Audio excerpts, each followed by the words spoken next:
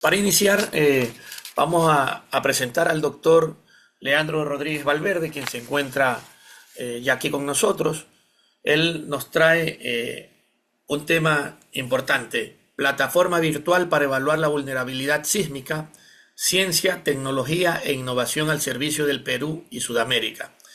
El doctor Leandro Rodríguez Valverde es graduado en física con estudios de pregrado en la Universidad Nacional de Ingeniería y en la Universidad Nacional Mayo de San Marcos, con estudios de posgrado en Sismología y Física de la Tierra en la Universidad de Cornell, Estados Unidos. Su formación académica ha sido complementada con estancias de investigación en distintos lugares en el mundo, como en Washington, donde profundizó en el análisis de los fenómenos geofísicos. Es miembro activo del Centro Internacional de Física Teórica en Italia, dentro del Laboratorio de Física de la Tierra.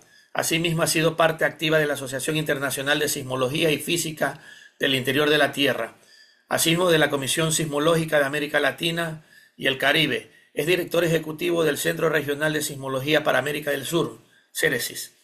Su labor docente y científica ha sido reconocida con distinciones notables en mérito a sus contribuciones en la ciencia y su impacto en la comunidad. A lo largo de su trayectoria ha demostrado una constante preocupación por la prevención de desastres al promover la colaboración entre instituciones científicas y comunidades locales para crear estrategias efectivas que protejan vidas y patrimonios. Su compromiso con el avance de la ciencia y el bienestar de la sociedad lo posiciona como una figura destacada en el ámbito de la sismología y la geofísica en América Latina, y no podíamos dejar de pasar este recordatorio de los 10 años de haber ocurrido el terremoto acá en Ecuador, y escucharle a él y que nos exponga y nos dé también sus impresiones y las nuevas prácticas y hacia dónde también debemos estar preparados hacia el futuro. Doctor Leandro, muy buenos días. Muy buenos días. Muchas gracias por la invitación en primer lugar. Quiero agradecer al ingeniero Fabricio Villavicencio Peña, presidente del Colegio de Ingenieros Civiles del Ecuador, al ingeniero Daniel Carvajal Rivadeneira, vicepresidente del Colegio de Ingenieros Civiles del Ecuador, y al ingeniero Sandino Querrón, del Gobierno Autónomo Descentralizado Municipal del Cantón de Puerto Viejo. Les agradezco mucho la invitación. Eh, para mí, este es un tema que me genera sentimientos encontrados. Cuando recordamos este terremoto de Manabí y Pedernales que causó bastante destrucción y que Ceresis envió justamente una misión para poder evaluar los daños de este terremoto y ojalá podamos haber aprendido de ello. Les digo sentimientos encontrados porque en mi caso yo tuve la triste experiencia de pasar el terremoto de 1970 en Perú, que ocurrió al norte del Perú, en la zona que se denomina Callejón de Huaylas. Ese terremoto fue el más destructivo que ha ocurrido en Sudamérica, en toda la historia que conocemos. Generó 70.000 muertos, una destrucción enorme en infraestructura. ¿Y por qué les digo sentimientos encontrados? Porque en esa época yo vivía ahí, estudiaba en el colegio y el terremoto generó una luz que hizo desaparecer o desapareció una ciudad que se llamaba Yungay. Mi padre era de Yungay. De manera que eso generó que nosotros perdiéramos aproximadamente 40 familiares en ese terremoto. Murió mi abuela, hermano de mi padre, primos, tíos, sobrinos, etcétera. Y en la ciudad donde yo vivía, que era Huaraz, que también se destruyó totalmente, murió la hermana de mi madre, su esposo y su hija.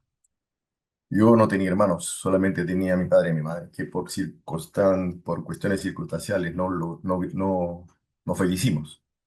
Sería escrito incluso yo artículos sobre la experiencia que pasé en ese terremoto. Bueno, una de las cosas que me pregunté antes de seguir con este tema, ese terremoto generó una serie de cambios a nivel mundial. Fue un terremoto donde el primer evento de este tipo que se involucraron 150 países en ayudar. Y ahí empieza a cambiar ya el concepto de lo que era un desastre. Hasta el terremoto del 70 se manejaba y hasta ahora también todavía en algunos lugares se maneja, lo que es desastre natural. Ahí se cambia ese concepto de desastre natural. ¿Por qué? Porque el desastre no es natural. El desastre es un proceso histórico-social. El desastre es una construcción humana. El desastre ocurre porque nosotros vivimos indiferentes a nuestro medio ambiente y en contradicción con las amenazas a las cuales estamos expuestos. Indiferente probablemente por la ignorancia que tenemos en relación a conocer nuestro medio ambiente. Ahí comenzó el concepto de eliminar el natural dentro de lo que se habla de desastres. Obviamente se involucraron, como les digo, 150 países. Cuba puso un hospital en una ciudad que se llamaba Recuay.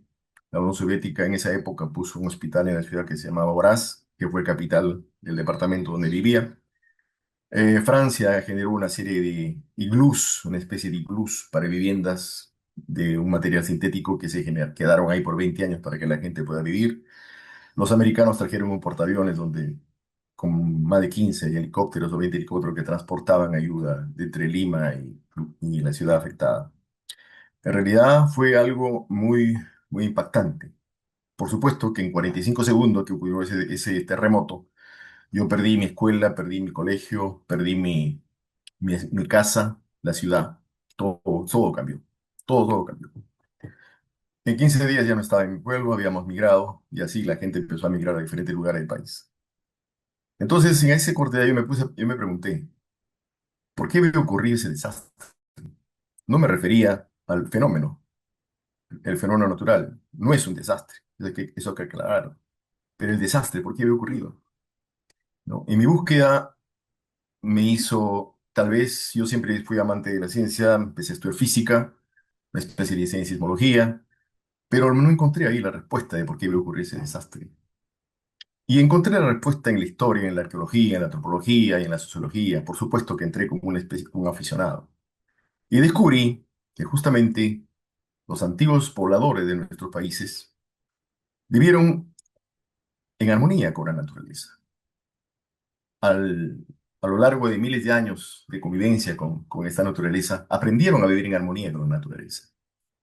Y es impresionante porque, por ejemplo, en Perú, Caral, que es una civilización, no es una cultura, es una civilización que está casi a la par de Egipto, etcétera, que tiene 5.000 años de existencia, se encontraron en la base de las construcciones unas bolsas tejidas con rocas que no sabían para qué era. En la investigación que se realizó en el año 2016, se descubrió que estas bolsas con rocas, cuando viene un sismo, empiezan a girar las rocas de las bolsas y lo que ocurre es que la aceleración que generan en las estructuras encima de las construcciones disminuye. O sea, esas rocas se denominan chicras. ¿Y qué es lo que habían hecho estos antiguos peruanos? Habían hecho un amortiguador sísmico. Hace 5.000 años habían hecho un amortiguador sísmico. Tienen ustedes. Y hay contribuciones científicas enormes que se están descubriendo hasta el día de hoy. Caral tiene 30 años de investigación recién. Y entonces, ¿qué pasa con esto? Que cuando llega la conquista, no solamente ignora todo ese conocimiento, sino destruye ese conocimiento.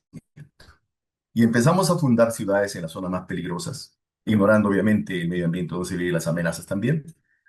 Y ahí empezamos a gestar los desastres que cosechamos 400 o 500 años después, como es el caso del terremoto de 1970.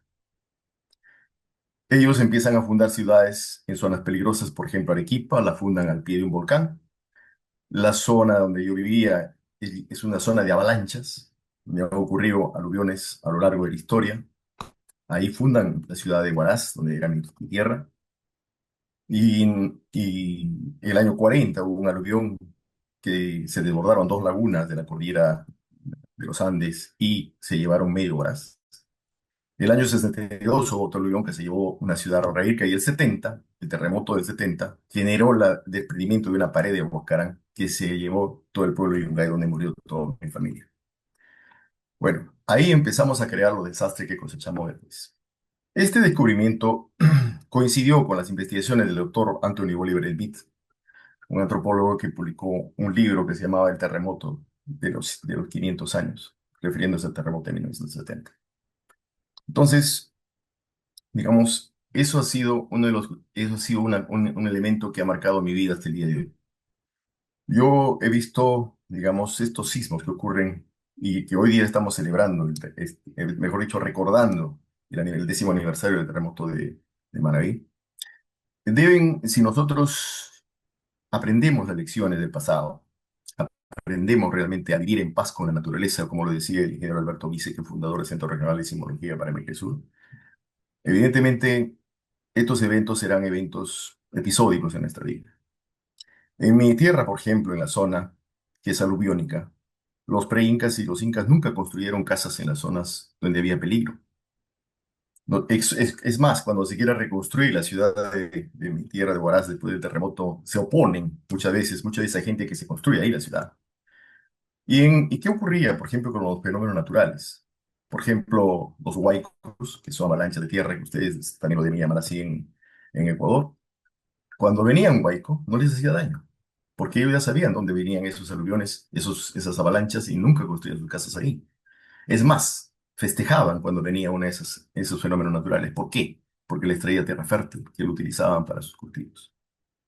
Todo eso fue destruido. Ahora construimos en zonas complicadas, ¿no? Etcétera. Y evidentemente lo que hacemos con la política que tenemos, que las autoridades llevan, generamos o construimos un nuevo desastre que cosechamos años después. Creo que esto no podemos verlo solamente de un punto de vista técnico, tenemos que verlo de un punto de vista holístico. Y especialmente aquí, cuando uno ve lo que ocurre en estos donde se empieza a ignorar todo el conocimiento técnico. El problema no es técnico en el fondo. Acá hay muchos ingenieros brillantes que sabemos perfectamente cómo, cómo construir una estructura segura y que va a responder adecuadamente a una solicitud grande. Pero ¿qué ocurre? Obviamente, si eso no llega a las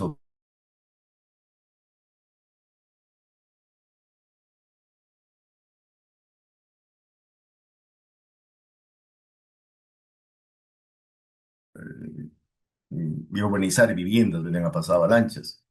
De acuerdo a estudios que se han realizado, hay estudios muy completos en esa zona. Incluso el doctor Jorge Alba, que va a ser el próximo conferencista, ha hecho estudios muy importantes en la zona. Y ya se sabe cómo debemos hacer las cosas. Sin embargo, se dijeron, por ejemplo, que debía tener una altitud suficiente las casas. Y sin embargo, los edificios se han construido con 5 o 6 pisos más. Esos son los alcaldes que empiezan a tomar responsabilidades. Entonces, no solamente es el hecho técnico el que tenemos que ver. Queremos nosotros trabajar en la disminución de los desastres, tenemos que ver en la parte humana, en la parte política, que es muy importante. Y en esto de educar a la población, que es prevención, es importante también la influencia de la prensa, porque si la prensa es un poder que educa, y si nosotros educamos a la población, para que realmente no pueda ocurrir estos desastres posteriormente. Bueno, permítame compartir mi pantalla un momento.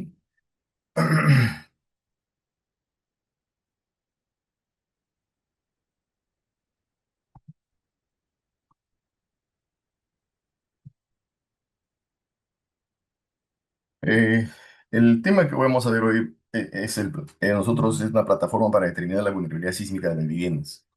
Ciencia, tecnología e innovación al servicio del Perú y Sudamérica. Antes de esto, el problema es una realidad incómoda, como les he estado hablando. Primero, hay una alta informalidad en la construcción. Evidentemente, esa informalidad ocurre muchas veces por conocimiento técnico en construir viviendas. O ocurre también por una serie de cuestiones políticas. Por ejemplo, en Perú, en algunos distritos, en Lima, cuando un poblador va a pedir una licencia de construcción, le dan un cuadernillo de requerimientos que tiene que cumplir. Pero ese poblador muchas veces es de bajos recursos económicos, no tiene los recursos para poder cumplir todos esos requerimientos. Entonces empieza a traer un maestro de obra y empieza a construir la vivienda.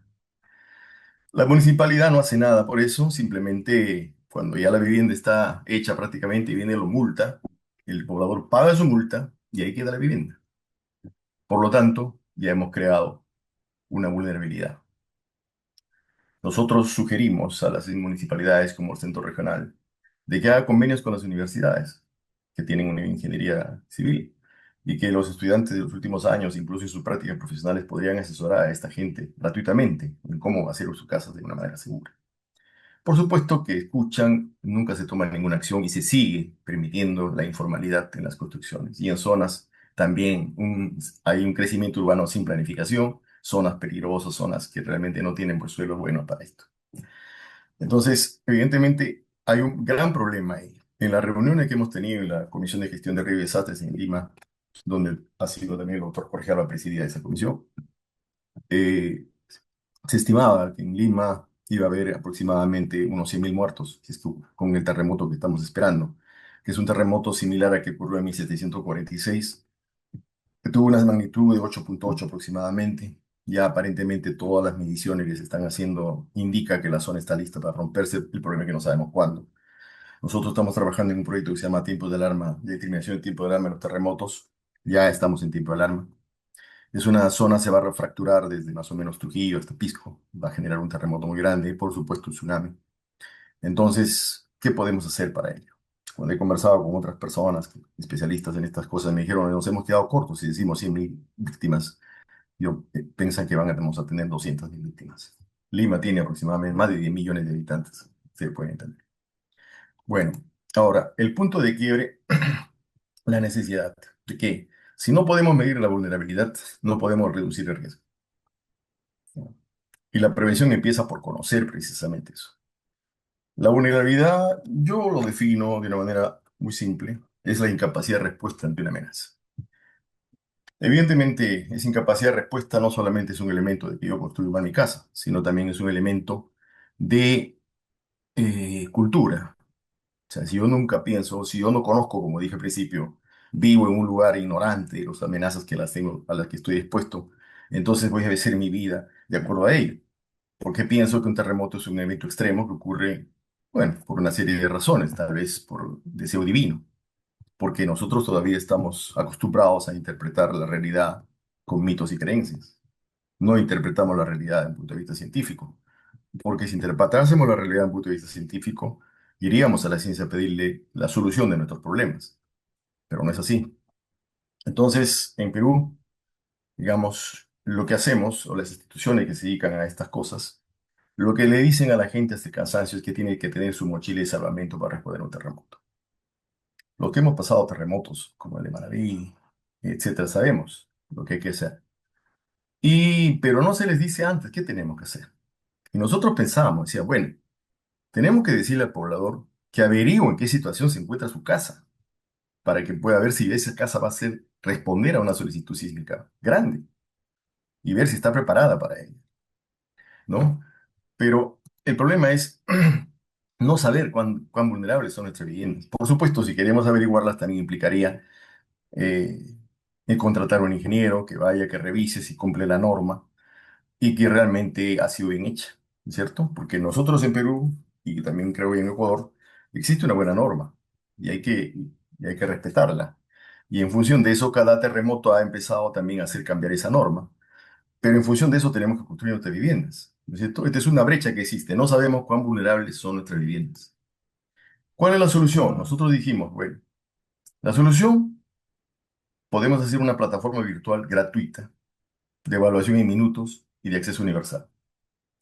Esto tiene su historia porque nació justamente en una conversación que yo tuve con el doctor Jorge Alburtado, que en esa época era rector de la Universidad Nacional de Ingeniería y era decano del Colegio de Ingenieros de Perú. Conversamos al respecto y firmamos un convenio entre la Universidad Nacional de Ingeniería y el Centro Regional de Sismología para América del Sur para hacer justamente la plataforma. Y hemos logrado esa plataforma. Entonces, ¿qué hacer, no? Hoy cualquier ciudadano puede evaluar su vivienda en minutos entrando a esta plataforma. Evalúa en qué condiciones está y genera un diagnóstico inmediato del nivel de vulnerabilidad que tiene su casa. Ahora yo quiero mostrarles cómo funciona esta plataforma. Vamos a entrar a la plataforma. Ahí está la plataforma. Este es el link de la misma que yo les voy a dejar a ustedes.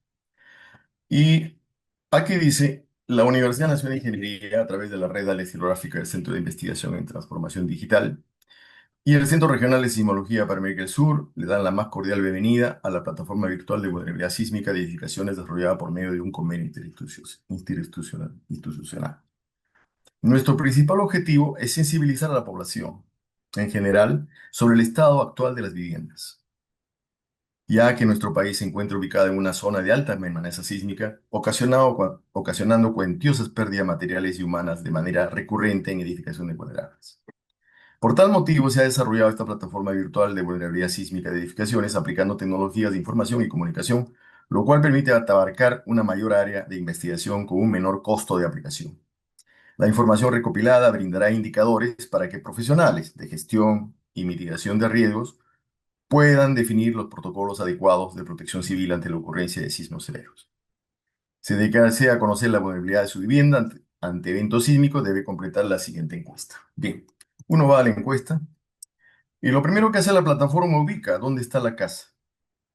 En este caso, ahí estoy en mi casa, ahí está ubicando el lugar donde se encuentra mi casa, ¿no? Ya si, pues, lo estamos con el celular o estamos con la computadora, y eso va a ocurrir. Luego me empieza a pedir el tipo de suelo, ¿no? Roca, grava, etcétera, etcétera. Y voy a poner lo que corresponde. Seguimos. Área de la edificación. ¿Cuál es el área que tiene la edificación de mi casa? En el caso mío, aproximadamente son 160 metros cuadrados.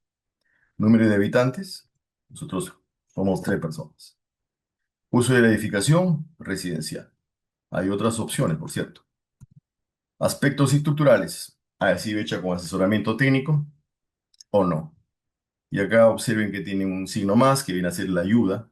Así que no sabemos qué significa esto. Si le doy acá un clic, me dice la edificación se construyó con asesoramiento técnico de profesionales ingenieros, además cuenta con sus planos correspondientes.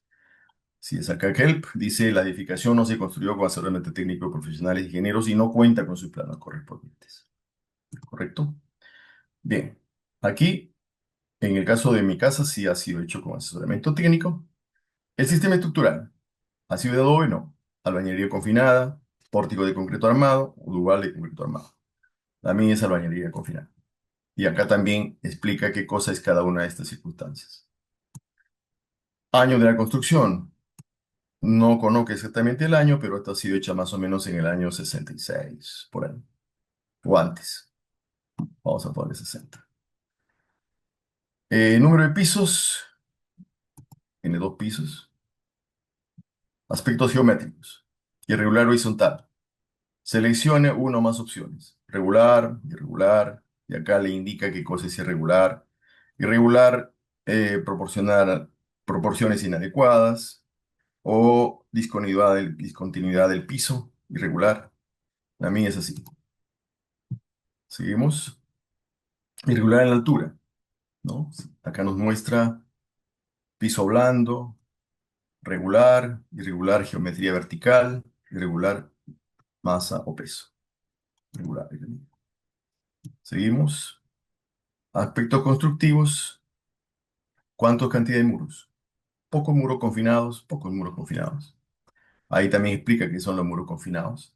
Estado de conservación de la estructura. Aquí, mal estado, grietas. Una grieta viene a ser una grieta viene a ser una abertura en la pared de más de 1 milímetro, que presenta mayores de 1 milímetro. Es una grieta y una fisura menores en los muros, columnas, vigas o techos. O esto es un buen estado. Bueno, mi casa no tiene estas dos cosas, le voy a poner en buen estado.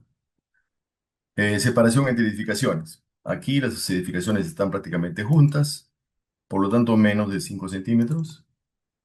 Luego elementos no estructurales, muro arrastrados, muro no arrastrados, ahí explica qué es. Presencia de techo inclinado. No es así nuestras casas. En Lima generalmente no tenemos lluvias como en Ecuador. En la casa es así. Una vez que usted termina de llenar esa encuesta, pone no soy un robot y guarda la encuesta. ¿No? Al momento de guardar la encuesta, le sale el resultado de su evaluación, de la vulnerabilidad de su edificación. Ahí dice mapa de datos de la edificación, ubicación, latitud 12.0751, longitud 76.9845, esas son las coordenadas de mi vivienda. Fecha de realización, acá la hora está un poco desfasada con el servidor. Fecha de realización de la encuesta el 18 de abril de 2016. El resultado preliminar obtenido para la edificación es que posee baja vulnerabilidad de sufrir daños frente a un evento sísmico de gran magnitud. Se desea una evaluación más detallada que determine apropiadamente el comportamiento y significación ante una solicitud sísmica, comuníquese con la red acelerográfica. Y aquí está el color verde, que viene a ser baja, el color amarillo, que viene a ser media, y el color rojo, que viene a ser alta. Aquí están los datos para comunicarse con la red, poder ver lo que, algunas dudas o alguna pregunta que queremos hacer. Bien, ahora aquí en el menú, ustedes vean, vamos a entrar a lo que es el mapa de vulnerabilidad. Esto viene a ser un mapa de vulnerabilidad, voy a mostrar de Perú y de las otras zonas que se están llenando, donde se ve los resultados de lo que se está haciendo con esta plataforma. Este es Lima, por ejemplo, ¿no? He hecho un zoom a Lima. Observen ustedes aquí, aparentemente hay mucha gente que llena, pero en realidad no hay mucha. Hay varios puntos rojos que están ocurriendo, observen ustedes. Amarillos, que la mayoría, sean prioridad media. Esas casas van a sufrir, probablemente no se caigan, pero es importante revisarlas. Igualmente los rojos sí es un elemento básico que se va a venir abajo si viene un terremoto. Y ahí están diciéndonos qué lugares, qué casas están en rojo y tienen una vulnerabilidad alta, ¿no? Entonces la idea es que todo esto, que la población todo esto lo llene, que se difunda. Nosotros hemos mandado cartas a Defensa Civil, a CENEPRED, a una serie de instituciones. Hemos firmado un convenio también con la Sociedad Ecuatoriana de Ingeniería Sísmica para difundir esta plataforma. Y la idea es tener ese diagnóstico. Vamos más al norte, que son en mi pueblo donde ocurrió digamos, el desastre del 70. Aquí está. Como ven, poquísima gente ha llenado. La mayoría, como se ha sido reconstruido, están en amarillo, verde algunos y rojos, ¿no? Y algunas ciudades del Perú, eh, acá por ejemplo en Chimbote, que es la pane también que sufrió mucho con el sismo, muy poca gente está llenando. Vamos al norte, vamos un poco más hacia el norte, hacia la parte de Ecuador. En Ecuador, bueno, en Machala casi no hay. En la parte de Ecuador, de acá de Quito está acá. Como ven, muy poca gente y probablemente porque falte difusión y porque justamente este tipo de eventos van a generar, compartir estas herramientas que hemos desarrollado para que puedan ustedes aplicarlas en sus ciudades. Nosotros tenemos un convenio también con Argentina, con la Universidad de San Juan. San Juan ha sido una, una ciudad muy afectada anteriormente con sismos, pero curiosamente los de San Juan sí aprendieron de las experiencias de los terremotos. De manera que dieron reglas claras para que después ya no vuelva a ocurrir esos sismos. Ya había sismos que les han ocurrido después del 44, que fue el sismo que les destruyó todo San Juan y que reconstruyó la ciudad. Y que han habido sismos posteriores más fuertes, pero que no han generado el daño que generó ese sismo. Y como ustedes pueden ver, en su evaluación casi la mayoría son verdes y el resto algunos son amarillos. Aquí también están llenando, están trabajando en eso. Bueno, básicamente ese es el resultado, digamos, aquí en Mapa Vulnerabilidad pueden ver eso y esto va yendo a una base de datos, obviamente, ¿no? Acá en la documentación pueden ver algunas definiciones en relaciones a lo que significan los términos de vulnerabilidad sísmica, etcétera. Las referencias, lo que se ha tomado como referencias. Y en la metodología está eh, una serie de resumen de lo que se ha hecho, cómo se ha logrado esto, ¿no? Es un elemento que habría que, tal vez, implicaría una charla completa, hablar sobre todo ese elemento. Y también acá tenemos el marco legal, ¿no? Son de carácter informativo y educativo, ya que la evaluación de vulnerabilidad sísmica para edificaciones se realiza por usuarios en general con una metodología simplificada y cualitativa. También no solamente es el hecho de que cumpla la función de determinar la vulnerabilidad de mi vivienda, que me da una alarma en relación a cómo está, sino también que cree una conciencia en el ciudadano sobre la prevención. Es decir, nosotros creo yo, aquí está nuestra ciencia, nuestros conocimientos. Discutimos mucho en esto, incluso en las reuniones que yo voy acá en Lima o a otros países donde hablamos sobre... Está acá, hay mucho conocimiento y hay una interfase grande donde abajo está el pueblo y no llegamos a él. Es un elemento que hay que cambiar. Ahora, ¿quiénes fuimos lo que hicimos? Las instituciones de este trabajo le hicimos el Centro Regional de Sismología para América del Sur, la Universidad Nacional de Ingeniería y la Red de Aseguranza City. Y acá deberían estar el equipo de trabajo, ¿no? Fue desarrollado por estos ingenieros. Ahí también estoy yo y está el doctor Jorge Alburtado, en esa época rector de la UNI, y fue revisado por él y por mí, esta plataforma. Y acá hay un contacto donde uno puede ingresar, puede mandar fotos si desea, una serie de cosas de su vivienda para que pueda responderle. Bueno, este es a grandes rasgos, como lo pueden ver en la plataforma, y acá está el link que yo les voy a dejar. Es más, mi presentación se las voy a mandar también a ustedes. Bueno, entonces vamos a regresar a, a la, a la presentación. Entonces, ¿la plataforma qué permite? Permite diagnósticos urbanos masivos, apoya políticas públicas. Obviamente, hemos mandado esto a municipalidades, a regiones, ¿no?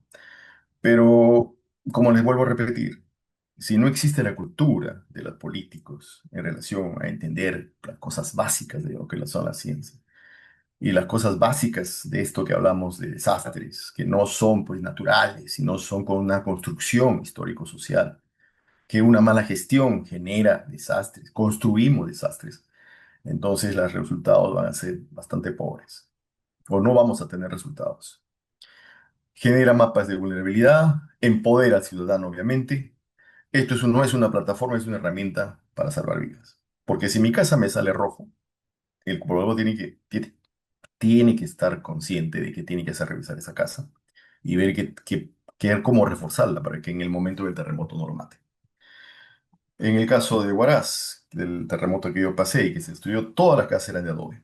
Los españoles construyeron una plaza de armas, calles angostas, altas y de todo. Todo colapsó absolutamente. Ahí murieron como 16.000 personas en mi pueblo.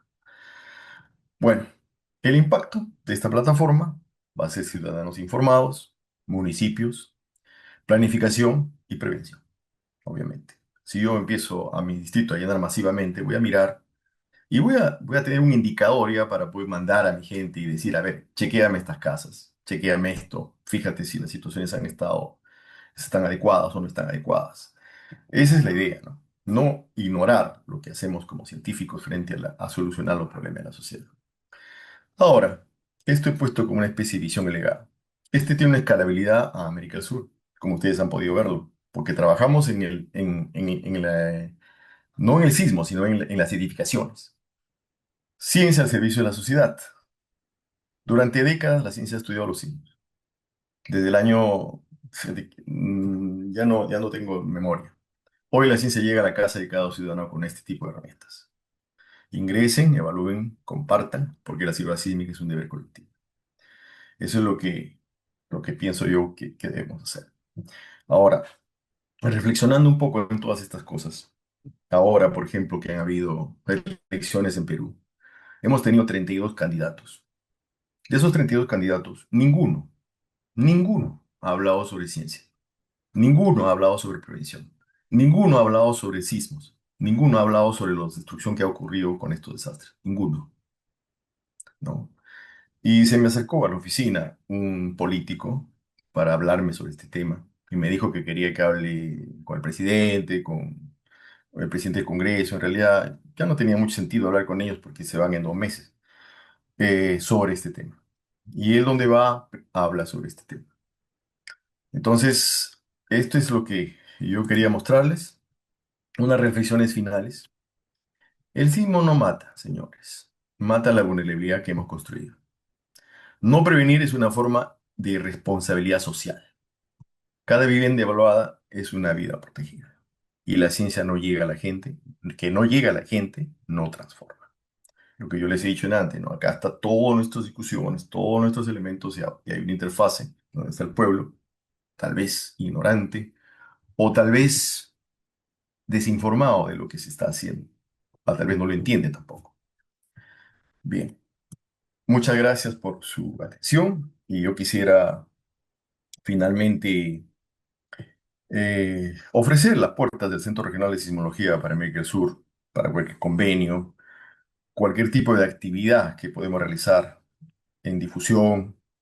Nosotros estamos siempre dando charlas en municipalidades, yendo a demostrar esto. He dado una charla de algunos brigadistas de la municipalidad donde está el Centro Regional de Sismología, para que ellos se conviertan en elementos difusores de todo esto. Y también hablemos un poco, pues, de educar a la población. La idea que planteamos nosotros era, este, digamos, eh, hacer un convenio con las municipalidades, ¿no? Perdón, con la prensa. Y para que justamente la prensa se encargue de ayudarnos en difundir estas cosas. No se puede influir en la prensa como gobierno, si yo, por ejemplo, soy un gobierno y quiero trabajar en prevención, y no solamente prevención, hay muchos problemas que causan a nuestra sociedad, básicamente es educación. Ha habido experiencias impresionantes en la prensa, cuando a veces hemos tocado temas de determinados tipo. Recuerdo un tema que tocó la prensa de un muchacho que se perdió en el Colca, por Cusco, por Arequipa, con su novia.